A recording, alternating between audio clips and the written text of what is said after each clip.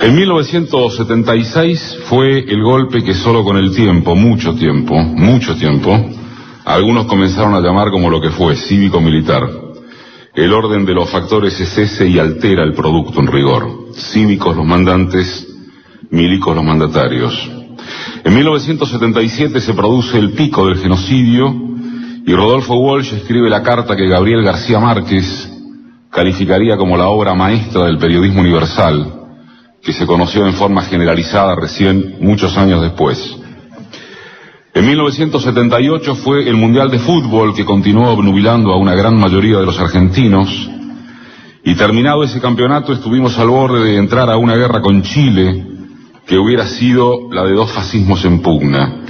El general Luciano Benjamín Menéndez, uno de los monstruos más explícitos, si es que acaso el horror tiene graderíos, dijo que se iba a lavar las bolas en el Pacífico. Hoy se las lava detenido, pero quizá conserve la imaginación. En 1979 se convoca a la primera huelga general impulsada por la Comisión de los 25, que entre otros pocos gremialistas integraba Saúl Ubaldini. Y llega a Argentina la Comisión Interamericana de Derechos Humanos, gracias, entre otros motivos, al incansable trabajo de Emilio Mignone, uno de los fundadores y primer presidente del Centro de Estudios Legales y Sociales. En cotejo con las otras dictaduras que se enseñoreaban en el continente, fue notable que apenas a 3 años del golpe hubiera signos de reacción. También recién se lo apreciará varios años después. En 1980 se concede el Premio Nobel de la Paz a Adolfo Pérez Esquivel y es un mazazo contra el muro de silencio. Pero más impactante todavía es que quiebra el Banco de Intercambio Regional, el BIR, la entidad financiera privada más importante del país, porque comienza a derretirse la fantasía de la plata dulce, de la tablita cambiaria de Martínez de Oz, del DM2 en Miami. Chocaríamos otras veces contra la misma piedra, pero esa es otra historia, aunque sea la misma. En 1981 ocurren las primeras marchas de la resistencia de las madres, que eran las viejas locas. Los militares sustituyen a Videla por Viola e insisten en que el proceso no tiene plazos sino objetivos. En 1982, a 2 días de una represión bestial contra una marcha en Plaza de Mayo, y ya con otra bestia que se creía Patton al frente de la Junta, y al que los medios invariablemente adictos califican como general majestuoso, nos llevan a una guerra contra Inglaterra y Estados Unidos. Termina de la única manera en que puede terminar, Galtieri se va a la casa y es el comienzo del fin. En 1983 son las elecciones, tras intentos de condicionamiento casi pornográficos sobre la revisión del genocidio. Gana Alfonsín, tironeado por todas partes, y resuelve enjuiciar a las cúpulas militares y a las de las organizaciones armadas. La teoría de que hubo 2 demonios, como si se pudiera comparar a núcleos precisos con el terrorismo de Estado, no alcanza para amainar a una sociedad que parecía haberse despertado casi completamente. En 1984 es el informe de la Comisión Nacional sobre la Desaparición de Personas, la CONADEP, ilustrada en Plaza de Mayo con una de las manifestaciones más populares y más impresionantes que se recuerden. En 1985, culminado con el histórico Nunca Más del fiscal Estracera, se desarrolla el juicio a las juntas y el orbe entero coincide en que Argentina es ejemplaridad mundial. En 1986 el Congreso aprueba la ley de punto final que pretendía concluir con el forcejeo entre las responsabilidades de jefes y subordinados. En 1987, Semana Santa, hay el primer levantamiento cara pintada. Alfonsín negocia con los sublevados en Campo de Mayo y se sanciona una ley de obediencia debida que no les será suficiente. En 1988 hay el segundo y tercer levantamiento cara pintada y empieza a explotar una situación económica por la que el radicalismo gobernante toma nota de que el legado cívico-militar es auténticamente una pesada herencia. Es la crisis de la deuda externa. Volverá. En 1989, Alfonsín se ve obligado a entregar el mando anticipado a un Carlos Menem que sanciona los primeros indultos a los militares condenados, hace algunas pocas excepciones que tampoco alcanzarán. En 1990 se levanta un guerrillero de Cristo Rey, el coronel Zaineldin, pero lo aplastan al poco rato mientras Bush padre llegaba a la Argentina. Ya estaba en marcha el remate obsceno de las joyas de la abuela, y para los cotizantes no tenía sentido que unos guapos de ferretería siguieran persistiendo en su afán. En 1991, después de fracasar un par de intentos para que la conducción de los números nacionales quedase a cargo del grupo económico más emblemático de la época, Bunge y Born, arriba como superministro Domingo Cavallo, jefe del Banco Central en la dictadura y promotor de la nacionalización de la deuda privada. Asoma la ley de convertibilidad. Retorna la Argentina integrada al mundo. Un peso será igual a $1 y la gente vuelve a confiar.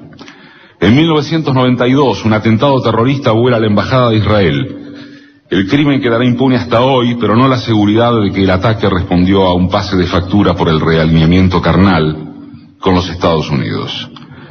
En 1993, como fruto fantasioso de que Menem alcanzará la reelección eterna, que a su vez es consecuencia del imaginario de haberse logrado la estabilización económica nacional, que a su vez es provecho de la extorsión internacional, tras la crisis del endeudamiento externo, se amaina el pacto de Olivos entre el riojano y los radicales. Y hablando de fantasías, nace una de las mayores estafas masivas de que se tenga memoria. Y nadie debería poner una sola mano en el fuego por su no repetición, las AFJP, la jubilación privada. En 1994 el pacto olivense se concreta, sirve en bandeja la reelección de Menem, pero también es cierto, incorpora los pactos internacionales del sistema interamericano de derechos humanos. El conscripto Mar Carrasco es asesinado en una fajadera de milicos y se acaba la colimba. Vuelan la AMIA. Y como 2 años antes, con el atentado a la embajada israelí, solo quedarán la impunidad y la certeza de que los culpables obedecieron a la lógica de una geoestratégica impulsada por Washington.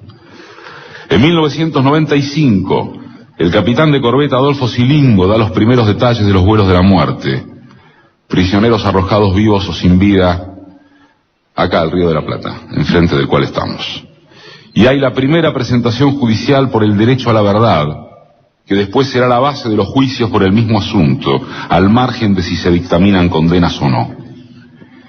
En 1996 revienta la fábrica militar de Río Tercero para ocultar el contrabando de armas impulsado desde la banda Menemo Militar. Y el aniversario 20 del golpe genera un hito de masividad.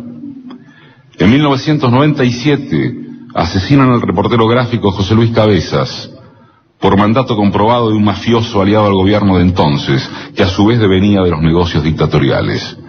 Hay conmoción nacional, y otra vez combustionan denuncias de corruptela estatal con los ensueños del país que se había integrado al mundo, tan integrado que empezaba a derrumbarse. En 1998 procesan a Videla y Macera por robo de bebés. Menem propone demoler la ESMA, y comienzan los escraches a los milicos en libertad. En 1999 se termina Menem, gracias a una alianza que junta imagen de honestidad republicana con necesidad de cambio. Había que terminar con la herencia neoliberal sucedánea de la dictadura, pero solo en su faz de imagen. En 2000 debuta, digamos, que con lo anterior no alcanza. Créase o no, visto en retrospectiva o en el mismo momento, se prepara el terreno para el retorno de Domingo Cavallo como salvador del país. En 2001, la historia efectivamente se repite. Otra vez la Argentina estallada, con punta en las expectativas de una clase media atrapada en el corralito. Piquete y cacerola, la lucha es una sola. En 2002, al cabo de un interregno surrealista de varios presidentes en un puñado de días, asume el senador Duhalde, y el que depositó dólares recibirá dólares, en análoga reproducción de los cuentos de hadas intra y post dictadura. La mecánica de mano de obra tan desocupada como activa, entre servicios, policía y pajes varios, asesina a Costecchi y Santillán. Duhalde se rinde y llama a elecciones anticipadas. En 2003 gana Kirchner. En realidad pierde contra Menem. Y ni hablar cuando se saca la cuenta de la suma de derechas. Pero Menem abandona y surge la anomalía. Kirchner descabeza a la Corte Suprema, el Congreso anula el punto final y la obediencia debida, madres y abuelas son recibidas en Casa Rosada antes que los empresarios. La rareza habría de continuar. En 2004, el presidente ordena bajar el cuadro de Videla del Colegio Militar, un símbolo parteaguas que casi como tal, es más grande que cualquier otro hecho de ese año que quiera tomarse. En 2005, la Corte declara inconstitucional el punto final y la obediencia debida. Y en Mar del Plata, en la Cumbre de las Américas, en el mejor momento de liderazgo continental contra el neoliberalismo heredado de los 90, hijo de las democracias, condicionadas por las dictaduras, mandan al carajo a Bush hijo. En 2006, condenan a Miguel Echecolás, mano derecha de Ramón Camps, y jefe policial bonaerense en el proceso, y el tribunal usa la palabra genocidio. Pero desaparece Julio López, cuando iba a testificar contra el condenado. En 2007 empiezan los denominados grandes juicios, como ESMA 1 y Cóndor.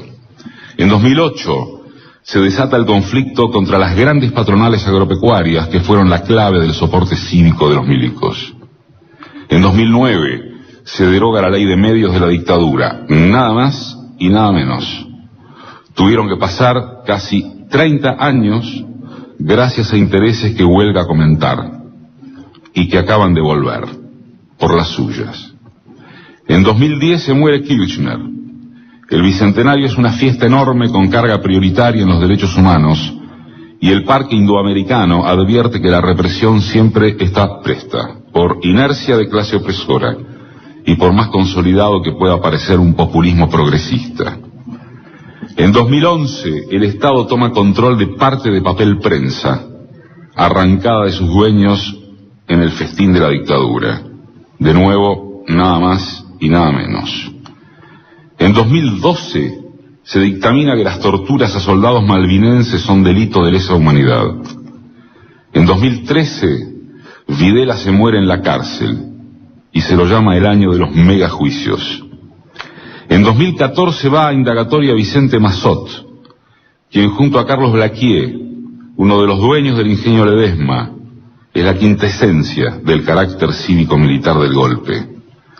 En 2015 comienzan a judicializarse los delitos sexuales cometidos en los campos de concentración.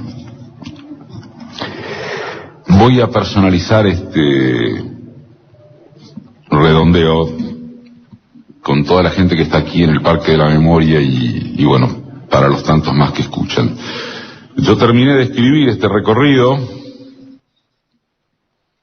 aún con asistencia del equipo de producción, lo repasé un montón de veces y la verdad es que nadie me convence de que no deben faltar cosas significativas, o importantes o muy importantes. Pero estoy seguro de que de las que están, de las que hemos recorrido, no sobra ninguna. Por lo menos a efectos de subrayar que en cada uno de estos 40 años que se cumplen el jueves, y sobre todo en cada uno de los 30 y pico desde que volvió la democracia, la vida argentina, nuestra vida, estuvo y sigue atravesada, con sus correcciones y herencia, con sus heroísmos y declinaciones, por la monstruosidad de aquel golpe, todos los años de nuestra vida desde entonces.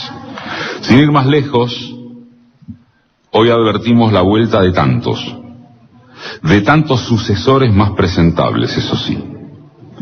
Es un aspecto que puede invitar a ver el vaso medio vacío. Como acá estamos, acá en el Parque de la Memoria, acá en la radio, en otros lados también, pudiendo decirlo, juntándonos, todavía más en catarsis que en lucha, pero pronto viceversa, impulsados porque no nos roben el presente otra vez, uno prefiere verlo medio lleno. Y uno somos nosotros, los que estamos acá y tantos de los que escuchan. Muchísimas gracias. Y esto es Marca de Radio desde el Parque de la Memoria.